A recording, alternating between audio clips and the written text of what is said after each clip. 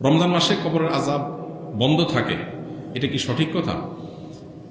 এটা বহুল প্রচলিত একটি ভুল কথা।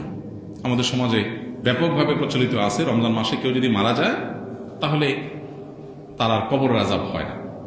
আল্লাহ তাআলা আমাদের সবাইকে কবরের আযাব থেকে হেফাজতে রাখুন।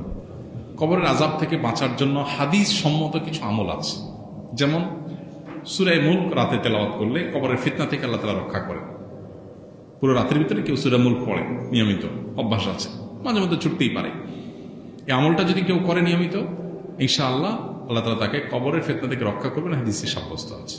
নাম্বার 2, নবী করিম সাল্লাল্লাহু আলাইহি ওয়াসাল্লাম শেষ বৈঠকে আত্তাহিয়াতু এবং দুরুদের পর দোয়া মাসুরার যখন পড়ি আমরা, তখন তিনি 4টা বিষয় থেকে পানা চাইতেন।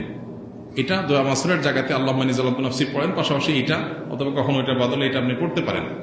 দোয়াটা হলো আল্লাহুম্মা ইন্নী আউযু বিকা মিন আযাবি জাহান্নাম ওয়া মিন আযাবিল কবর ওয়া আউযু বিকা মিন ফিতনাতিল মাহইয়া ওয়াল মামাত ওয়া আউযু বিকা মিন শাররি ফিতনাতিল মাসিহিদ দাজ্জাল।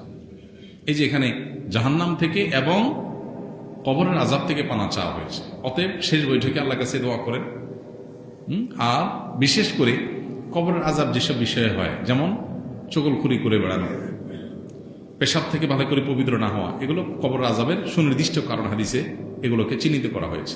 অতএব এগুলোর ব্যাপারে সতর্ক থাকা, এগুলো থেকে বেঁচে থাকার চেষ্টা করা, ইনশাআল্লাহ এই প্রক্রিয়ার মধ্য দিয়ে আমরা কবরের আযাব থেকে আল্লাহর কাছে পানা চাইতে পারি। বাকি রমজান মাসে মারা গেলেই কবরের আযাব অটোমেটিক বন্ধ এমন না। কেউ যদি খারাপ মানুষ, ফাসিক মানুষ, ওই অবস্থায় তার মৃত্যু হয় রমজানে, তাহলে তার আযাব হতে পারে।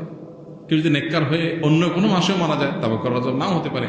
কবরের আযাব হওয়া না হওয়ার সাথে রমজানের সম্পর্ক নেই, সম্পর্ক হলো কিসের? আমলের। কবরের আযাব না হওয়ার বন্দোবস্ত দুনিয়া থেকে আপনি করে গেলেন কিনা, এটার সাথে সম্পর্ক।